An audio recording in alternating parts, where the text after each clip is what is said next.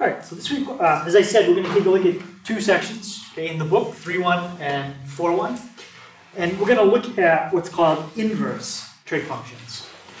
So last week we looked at like sine, cosine, tangent, secant, cosecant, cotangent. Well, this week we're going to look at inverses. We're going to focus mainly on inverse sine, cosine, and tangent. There is a function for inverse secant, another one for inverse cosecant and inverse cotangent. We might look at that a little bit, but we're definitely not going to focus on it a lot. Right. So basically, anytime that we do something in math, there's always a way to reverse it and undo it. All right. So like if you multiply a number by 3, you can undo it by dividing by 3. Right. If you square a number, you can undo it by, what's the opposite of squaring?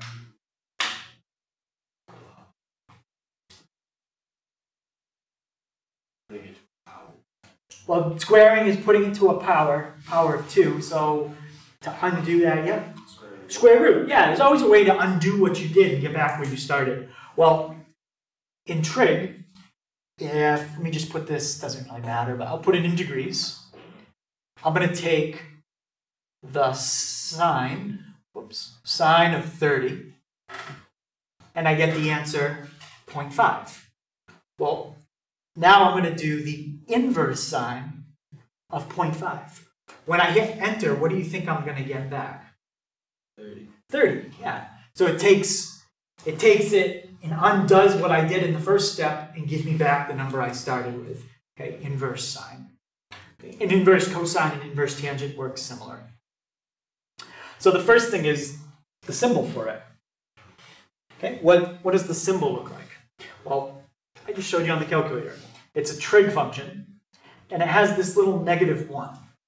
What's a little confusing about that notation is where the -1 is. It almost looks like the -1 is an exponent. And if you put any other number there besides a -1, it is an exponent. That means sine to the second power, or sine to the third power. But when you put a -1 there, it's special. Okay? It's not an exponent. Just think of it, it's just a symbol that means inverse. Okay? So when you put a -1, even though it's up a little higher, it's not like a negative exponent. Okay? It just means inverse sine. Okay? Inverse cosine or inverse tangent.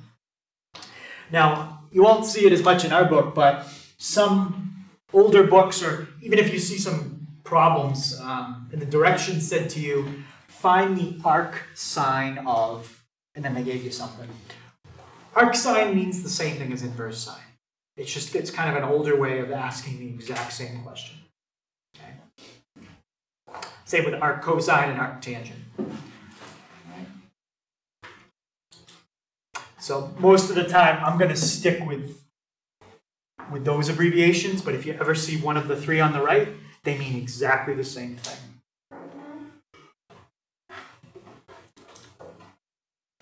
So whenever we do inverse trig, and you type inverse sine, you press enter, you're always going to get an answer between 2 numbers. Okay, like I did, let's say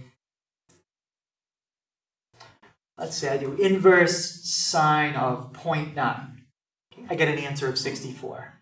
Inverse sine of -0.7, -44. Inverse sine of 1, 90. I could keep doing this, and the pattern you'd eventually notice is that every time I do inverse sine, the answer that the calculator gives me is always between -90 and +90.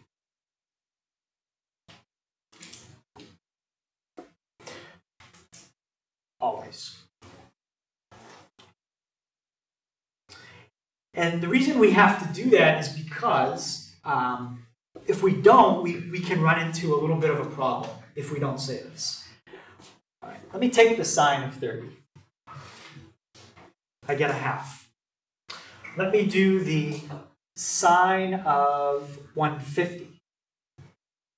I get a half. Let me do the sine of 390. I can do this all day. You just keep coming up with different numbers that all have the same answer. So the sine of 30 is a half. The sine of 150 is a half. The sine of 390 is a half. So now when I do inverse sine of a half, we already did it, but the calculator can't give me all these answers. It can't give me 30, 150, and 390. It's got to give me one of them. So the calculator has to decide which answer am I going to give back. Should I give the 390, the 150, or the 30? It will always give me the answer between negative 90 and 90. Even though there are other answers, like 150 and 390, okay? Because those both had 0.5 as well. But it's not going to give me those. It's always going to give me the one between negative 90 and 90. Okay, let's look at cosine. Let's do cosine of, I'll just do 45. Okay, I get 0.707. Okay, let me do cosine of 315. 0.707. Cosine of, let's do 405. That's a problem. We're getting the same answer over and over. So now if I said to you, okay, let's do the inverse cosine of 0.707, which answer should the calculator give me back? Can't give me all of them. We have to decide which one is it going to go with. So for cosine, we always go with the answer between 0 and 180. Underneath what I've done is I wrote them out in radians. So if you want to know what it is in radians, it's 0 to pi for cosine. And for sine, it's negative pi over 2 to pi over 2.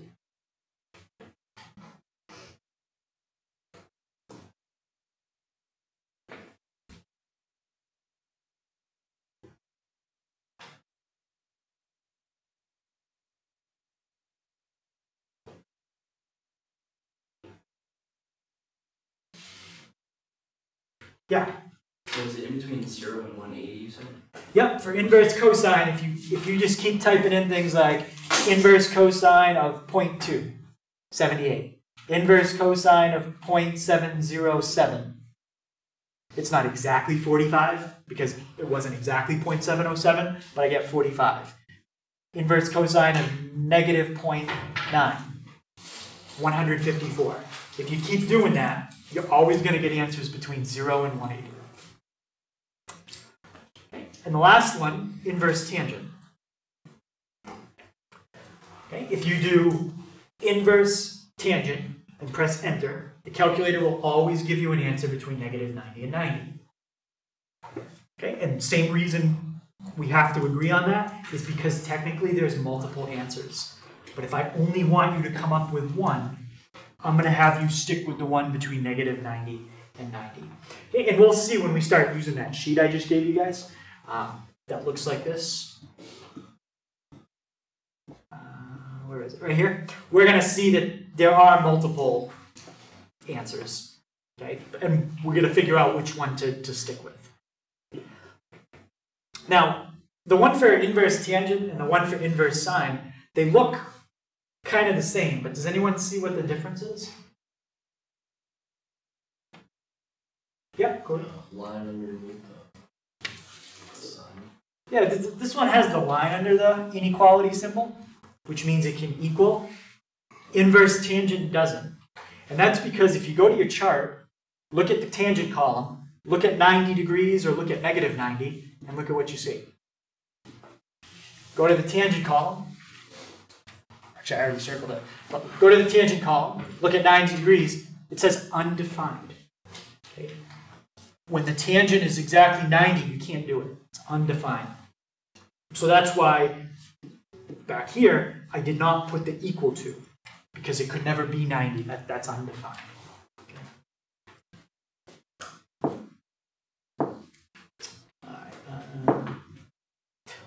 All right, so let's look at this idea. So what I'm going to show you here is basically the same thing I just tried to explain with the calculator. That there's more than one answer, but I'm going to show you as a picture.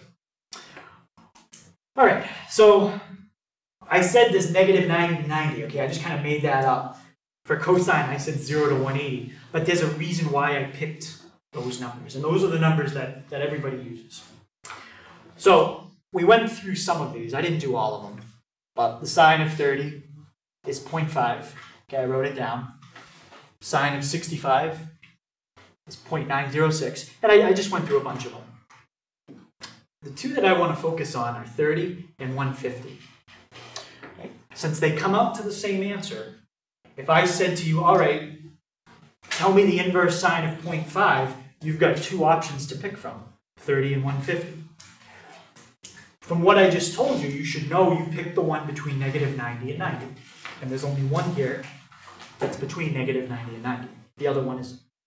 But let's look at that as a picture. Okay, that's a picture of what the graph of sine looks like. Okay, we're going to study the pictures more next week. Okay, so there's my x-axis is right there. That's 1 up there. And 0.5 is about right there. Okay, so what I did is I just put a horizontal line right at the number 0.5. That point right there is 30 degrees. This point right here is 150. Okay. Basically, everywhere that that horizontal line crosses that curve in blue is another number that I could plug into the calculator and get 0.5 as an answer. So if that blue wave continued forever, and that black line continued forever, how many times would the blue wave and the black line cross?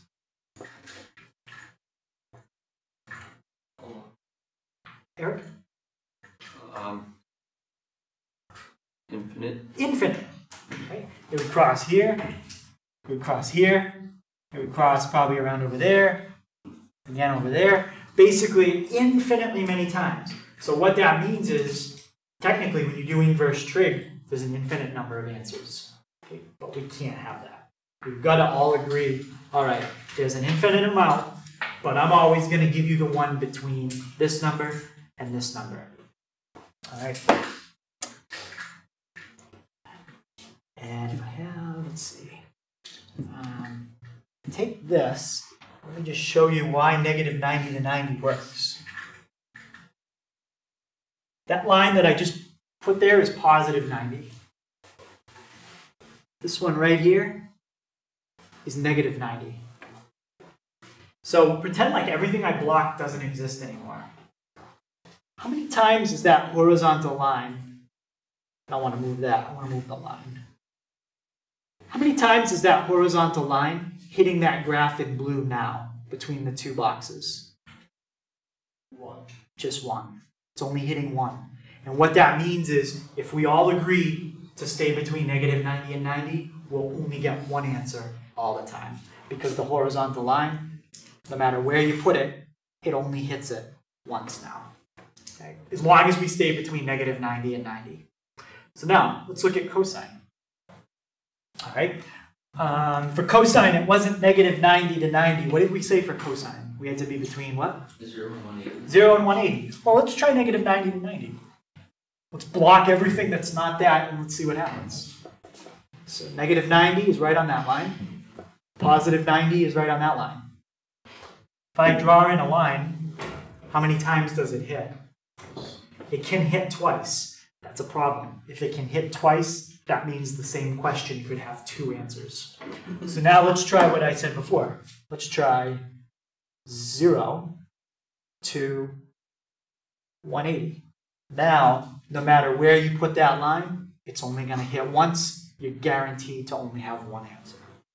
All right, so that's just kind of a visual to try to show you why we're doing the negative 90 to 90 and 0 to 180. All right. So let's take a look at how this compares to what we did last week.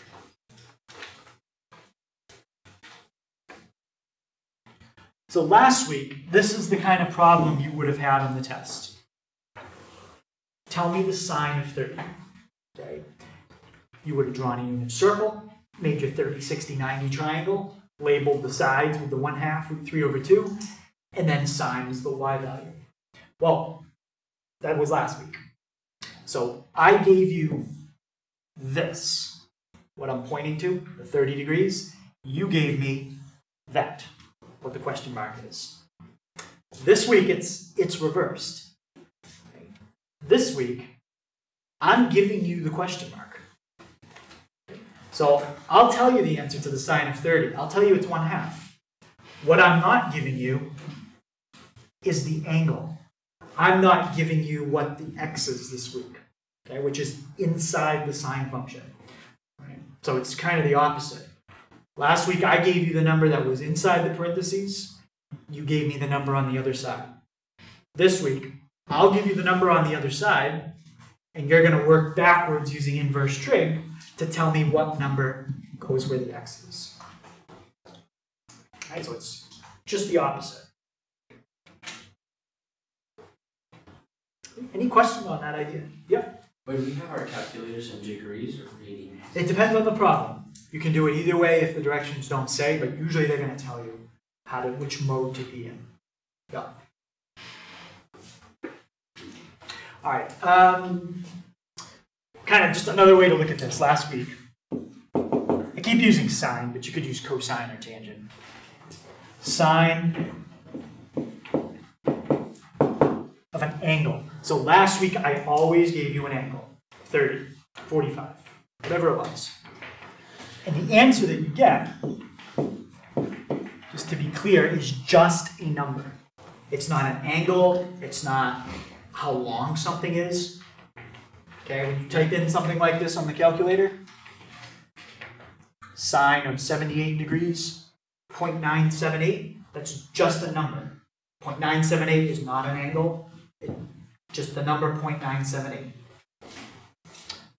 This week, when we're going to use inverse trig, I'm going to give you the number. Just a number. 0.5, 0.8, 0.2, negative 0.7. I'll give you a number. You're going to tell me the angle. All right? So I'm just trying to show you they're really exactly the opposite. One way you start with an angle, the other way you start with just a number.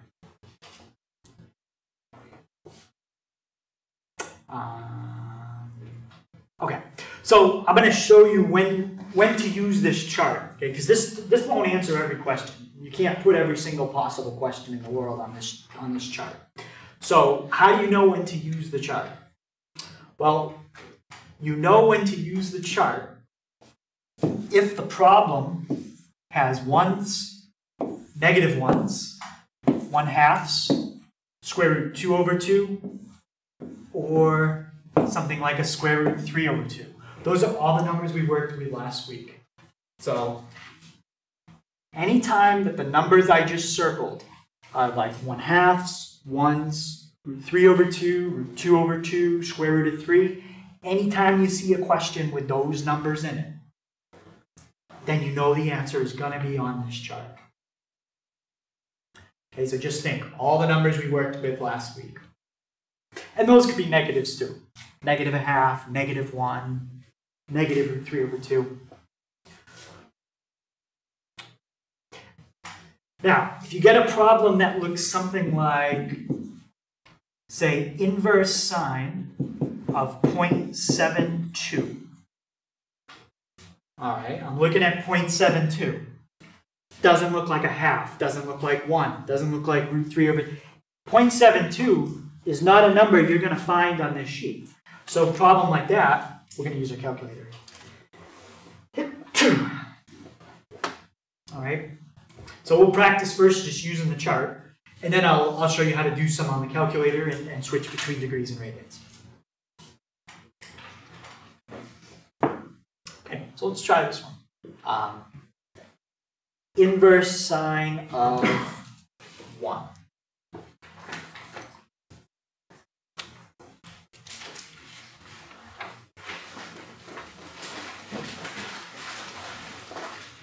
Alright, so the way we use the chart is, remember, the answer we're looking for is an angle. So when I'm done this problem, I want to have an answer in degrees or radians. It doesn't say. So I'll do both. So the way I use the chart, just try to put it on the board at the same time. I'm looking in the sine column. So I'm going to go in the sine column, and I'm going to go down the sine column until I find a 1. And then once I find that, I'm going to go over and read the angle that's in that row. Okay. So another way to ask this question is basically this.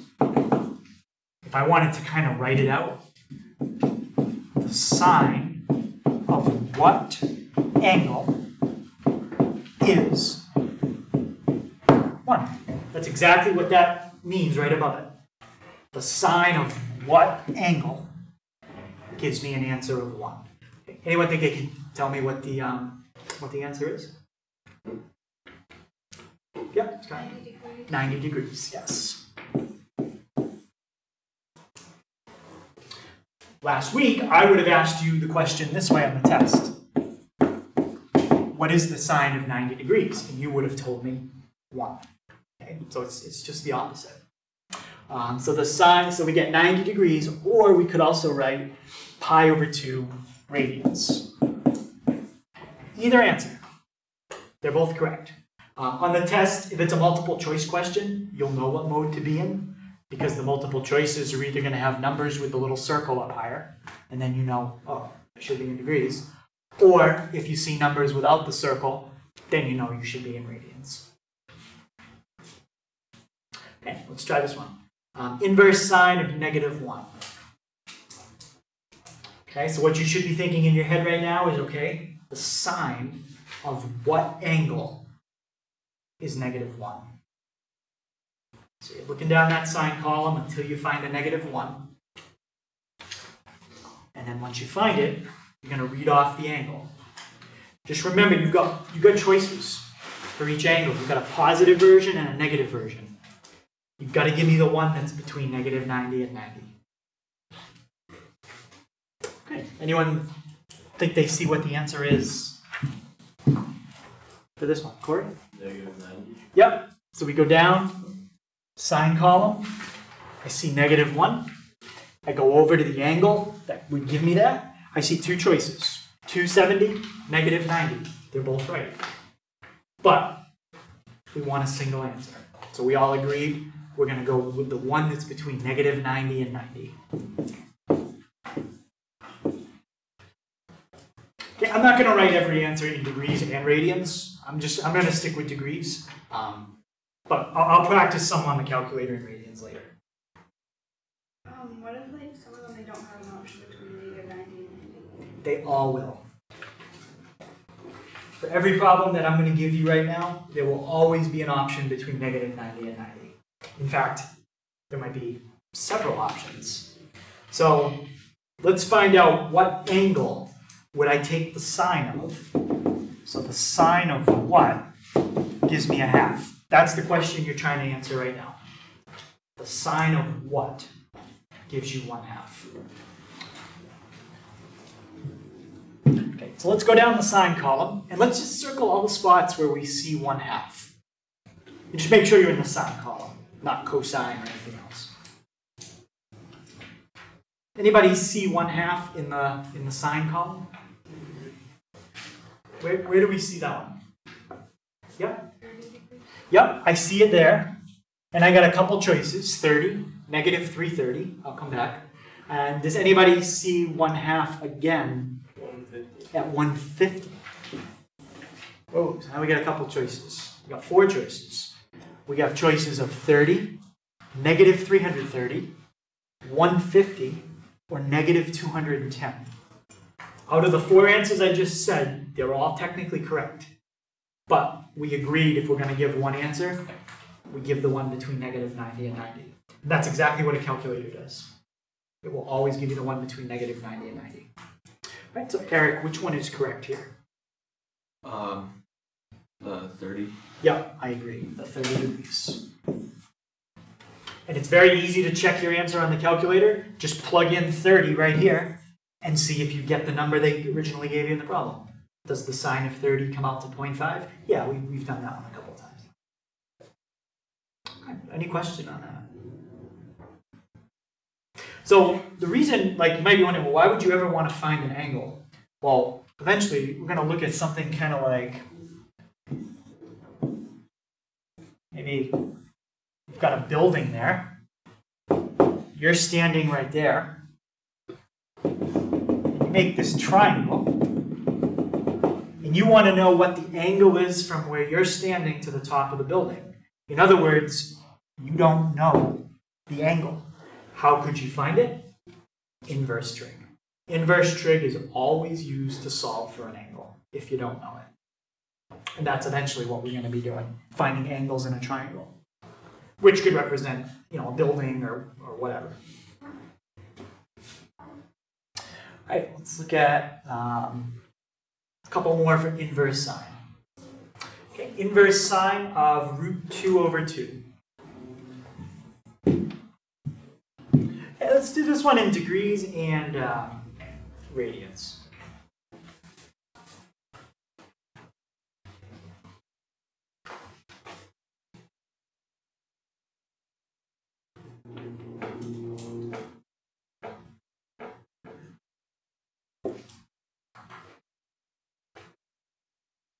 Anyone think they got an answer? This is another one where you're going to be looking and you're going to see it in a few spots.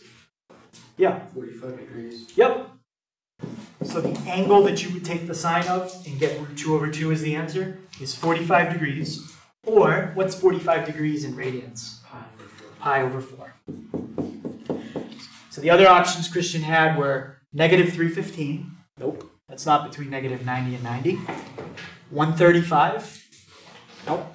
And negative 225. No.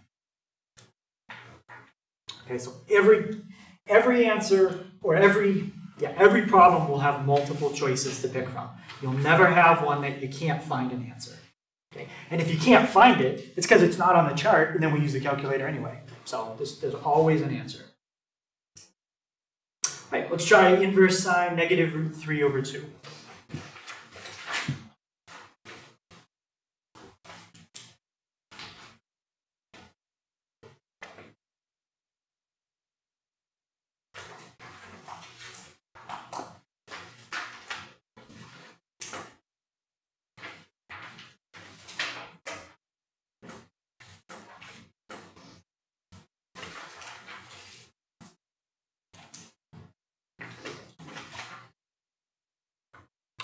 Anyone think they see the answer there? Inverse sine negative root 3 over 2. Cool? 210 degrees. I think you might have been looking at the cosine column. Yep. We're going to do some cosine ones next. Christian? Negative 60. Let's take a look. There's negative root 3 over 2 in the sine column, but then it also appears right there. So it appears twice. So I look at all four answers, and I ask myself which one's between negative 90 and 90? Negative 60. Or if you did that in radians, that's negative pi over 3. Yep, negative pi over 3. Good. Any questions on that? Okay, so pretty straightforward. We won't do as many for inverse cosine. We'll just try a few. Okay, so try those three. Take a minute and see if you can look up those three. But now, what do you have to remember? We're not negative 90 to 90 anymore. What are we now? Got it? 0 to 180. Right, now we're 0 to 180. If you go with negative 90 to 90, you're going to get messed up. It won't work. So stick with 0 to 180.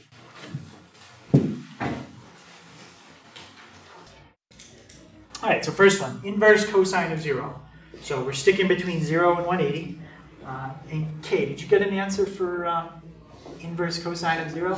I'm at 90 degrees. Yep, I agree. I see 0 here. So the cosine of 0 is 90. I also see negative 270, but that's not between 0 and 180. And then I see 0 again over here. 270? Nope. It's not between 0 and 180. Negative 90? Nope. So we got to go with the one that's 90.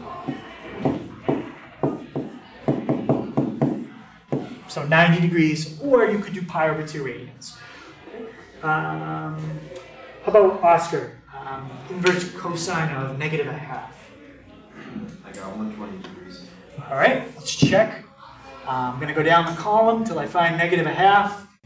I see it there. I'm just going to keep going until I find it again. Now I'll look at all my choices. 120, negative 240, 240, negative 120. It's got to be the 120. It's the only one between 0 and 180. Okay, and the last one, negative root 2 over 2. How about Justin? 135. All right, let's go through and check it. Going down, I see it there. I see 135. That's already between 0 and 180. There's no reason to keep looking. Any other answers I find won't be between 0 and 180. Okay, so 135. Any questions on that? Okay, and again, all of these could be in radians or degrees. Questions didn't really say. All right, we'll finish up with just a couple on inverse tangent. We'll do these together. All right, inverse tangent of square root of 3.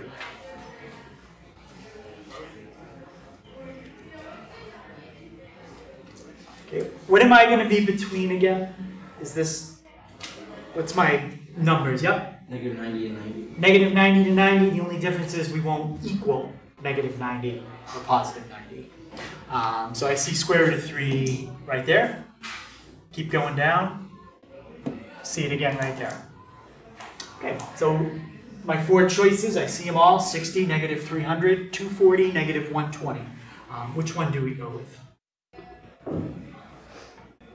Eric? I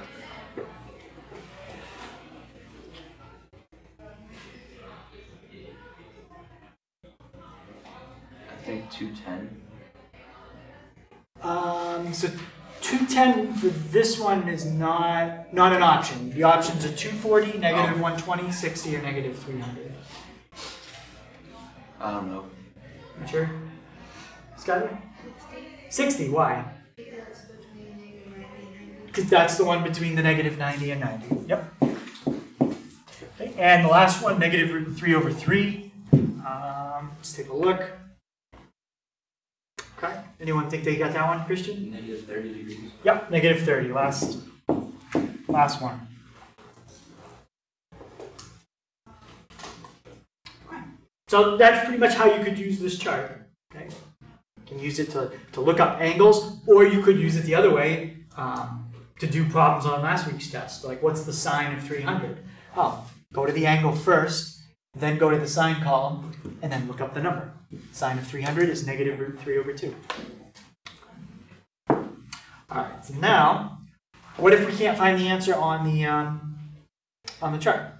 Well, if it's not on the chart, we're going to use a calculator. So the first thing I'm looking at is the 0.65. Is 0.65 a number on the table that I just gave you anywhere? I think, yeah. No, I said no. No, if you look at the table, you're not going to see 0.65 on there anywhere. No. So, since we don't have the angle on there, we're going to do it just by typing it in. So, we'll do it in both degrees and radians. Let's we'll start off in degrees. Okay.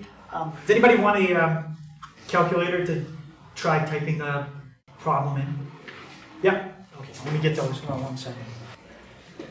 Okay, so let's take a look at how we type it in. First thing we got to look for is, does the problem say degrees or radians? No. Remember, this is just a number. That is not an angle. The answer that you're going to get is going to be an angle. So you can't look at the numbers in the original problem and know if you're using degrees or radians. You have to read the directions. Okay? So let's do second inverse sine, 0.65.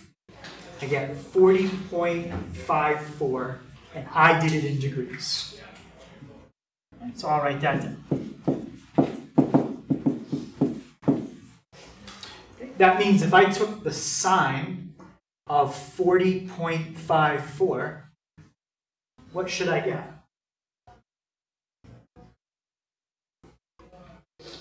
I came up with an error. Yes. You got an error? And you did second inverse sine, and you're in degrees? I don't even know what to do. You might want to try one of mine, because I think we looked at that one last week, and there was something funny about it. You have to type it backwards. Yep. 649. Wait, should we be in degrees or radians? This one's in degrees.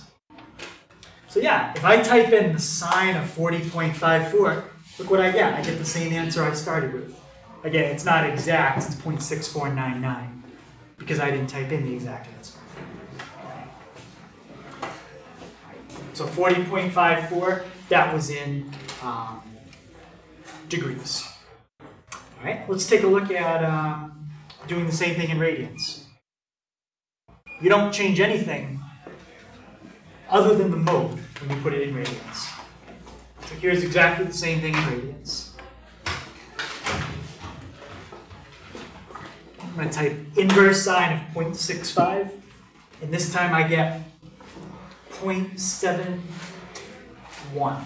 Okay, if I round it off, 0.71. And that's in radians. So now, if this was a multiple choice question, say I gave you 3 choices, and I said your first choice is 40.54, the second choice is 0.71, and the third choice is 0.65. Which choice is correct? Yeah? B, because A doesn't have degrees after it. Right. B is the correct choice because A would be correct if I did this. Now the correct answer is A because it has the degree symbol after the 40.54. Okay? B is now wrong because that's 0.71 degrees. The answer is 0.71 radians if you're going to do it that way. Okay? So A is correct now. Okay. Any question on that idea? So you just have to look if it's a multiple choice question. Look at the choices they give you. If they have the little degree symbol, put your calculator in degrees. If they don't, keep it in radians. Okay, let's try this one. Inverse cosine of negative 0.24. And let's go back to degrees. Okay, I don't know what the exact answer is, but the calculator is going to give me an answer between what 2 numbers? 0 and 180. Yep, it's going to give me an answer between 0 and 180. Are there other answers? Yes, but we have to agree which one we're getting, 0 to 180.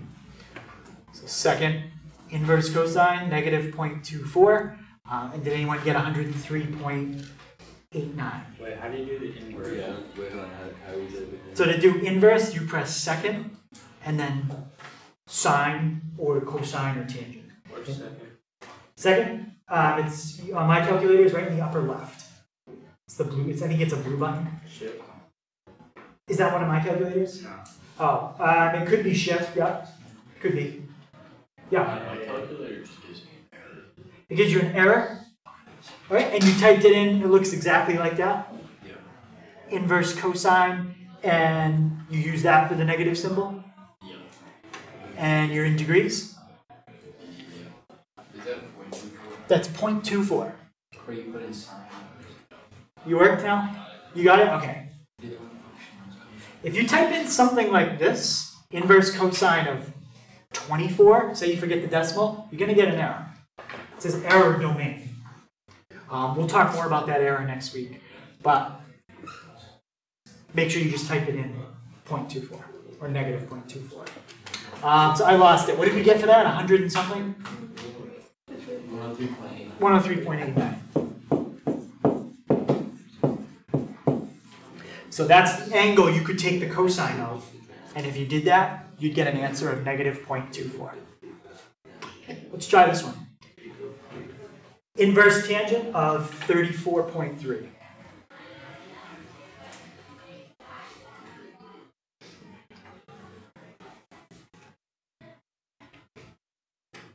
Do you want radians or degrees? We'll do it in degrees because my calculator is in degrees, but then we can also do it in radians, just to practice that one more time. Anyone think they got an answer for that? Yeah, Christian? 88.33. 88.33, yep. And what's the units on that? Degrees. Degrees. And then if you did it in radians, type it in exactly the same way. Just change the mode on the calculator. That's about 1.54 radians. Now, could you just change degrees to radians by hand if you wanted to convert that answer? Sure. You could just take 88.33, multiply by pi, divide by 180, and you'd get 1.54. Okay. But if someone asked me to change it to degrees, I like to just change the mode so I don't have to convert it by hand. Alright, so that's inverse sine, inverse cosine, inverse tangent. Those are the three inverse trig functions that are used the most. Okay, by far. Those are used a lot. Well, we talked about secant, cosecant, and cotangent. Now, when we did secant, cosecant, and cotangent, did we have a button for those on the calculator? Okay? No. There is no button on the calculator that says SEC, CSC, or COT. So, in order to deal with that, we had to take one of the functions we already had and flip it. Well, we're kind of going to do that this week. We're going to end up flipping something, but let's see what the pattern is. And then once we learn how to do one of these, the other two are exactly the same. All right, so I'm going to start with this. I've got a formula, and the equation is they want me to do the inverse secant of something, and then I'll get an answer. Okay? But they want me to do inverse secant. So what I'm going to do, I'm going to give you a hint at how we can rewrite this. So when I'm done, I want to have something like this. I still want to have y by itself, but I want to have a different formula in the box. I want to have a formula in the box that has one of these buttons on the calculator I can use. Or actually, this week more specifically, it'll be one of these buttons. I've somehow got to use inverse sine, inverse cosine, or inverse tangent. Those are the only things I have buttons for. Okay. So, let's take the equation we have here. And you know how sometimes we have an equation and we take the square root of both sides? Sometimes we add a number to both sides. Well, I'm going to take the secant of both sides.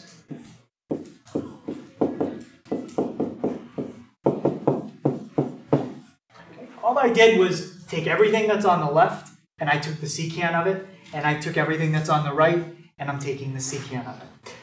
Now on the left, something's going to cancel out, because we have inverses. Does anybody see what would cancel out? Yeah? Right. It's kind of like having 3 squared square root. Square and square root cancel. Secant, inverse secant, cancel. So the only thing that's left is x equals secant y. Now, does anybody remember a trig function that is the same as secant, but flipped? Does anyone remember what happens when you flip the secant? What trig function do you get? Sine. That's when you flip the cosecant. You get the sine. Yep. The 1 over the cosine. So 1 over cosine is secant, but there's a name for the function if you flip secant. I'm asking, what's this? If you flip the secant, what trig function do you get?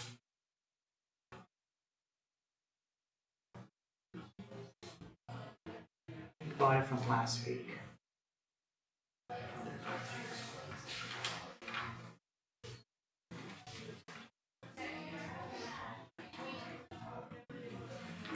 Is it sine? It's, I think that's what Christian said. He said sine. If you did this, it would be sine. So it's cosine? It's cosine. If you flip the secant, you get the cosine. And the reason that's a good thing is because there's a button on the calculator for cosine. So I'm going to try to rewrite this with a trig function we already have. I'm going to flip each side. If I flip what's on the left, there's not really much I can do with it. I just get 1 over x. If I flip what's on the right, I get this, 1 over secant.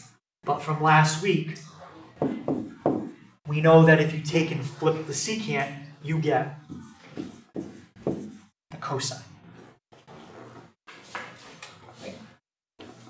And now I'm at my last step. I want to get y by itself again.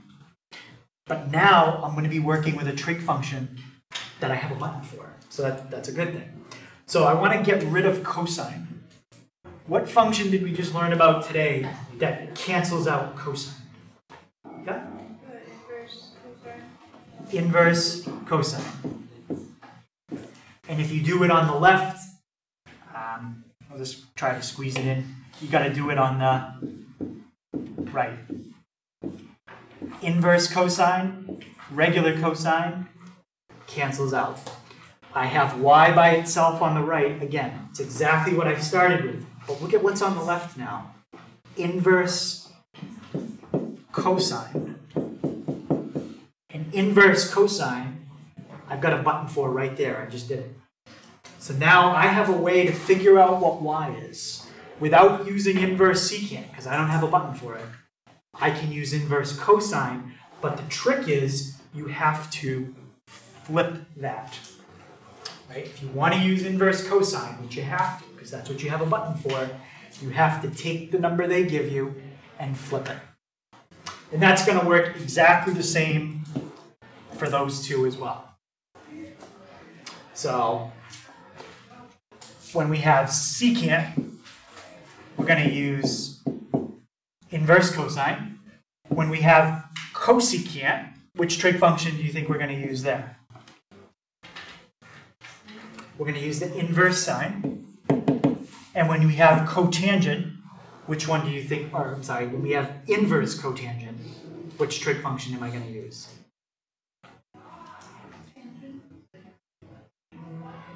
Careful, not tangent, but inverse tangent. So now I've given you a different trig function to use for all the ones you don't have buttons for. Okay? The only trick is if you want to use those, you can't just use it, you have to flip something. You've got to flip the number that's inside. Alright, so let's try an example. Inverse secant of 1.45. Okay, first thing I'm going to do is I look at my chart. Nope, it's not on my chart. Next thing I'm going to do is I look at my calculator. Do I have a button that has SEC to the -1 power? No. No. So I've got to use one of the three that I do have a button for. Okay. Which one do we use for inverse secant? Yep. Cosine? Careful. Inverse. Inverse. So you can use inverse cosine, but you can't do 1.45. What do you have to do? Yep. You gotta flip it. It's the only way to do it. And that's what I tried to show you back here in red. You gotta flip it. So inverse cosine of 1 divided by 1.45. Okay, 0.80, well, let's say 0.81. I did I got 46.39. You got, are you using one of mine? No, I got the same equation. You got the same thing? Yeah. Let me take a look. 1 divided by. So it could be, I'm in degrees. yeah, it could be, let's see if I'm in, okay, I was in radians. So if I do it in degrees, I'm going to get 46.40. Yeah, that's right. Yeah, so you did it right. Yep. Okay, let's try inverse cosecant. Okay, no button for that one either. So what trig function do I use instead of inverse cosecant? Inverse sine. Inverse sine. But what's the trick? We can't use 2.6. Flip it, so 1 over what? 2.6. Yep. So we just flip it. And now we see what we get. Once you know what you're doing, it's not really that hard. You just have to figure it out the first time. And then it's always the same. So in degrees, you get 22.62. Okay. Anyone else get 22.62? Yep. Okay. And we'll finish up with an inverse cotangent. Okay. Inverse cotangent. No button for it. So what button am I going to use?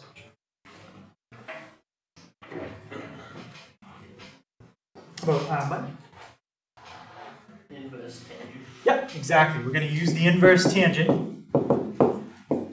But you can't just use it. You got to take the 0.35 and flip.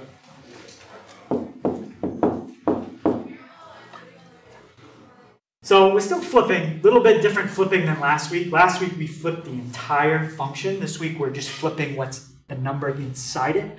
So it's a little different, but still the same idea. Okay, so you should have gotten about 70.71.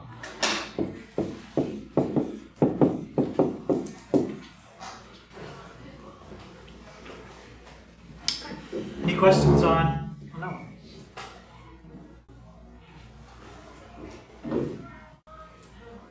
Okay, so that basically shows you how to do inverse trig if you've got an angle that's a multiple of 30 or 45 on the chart.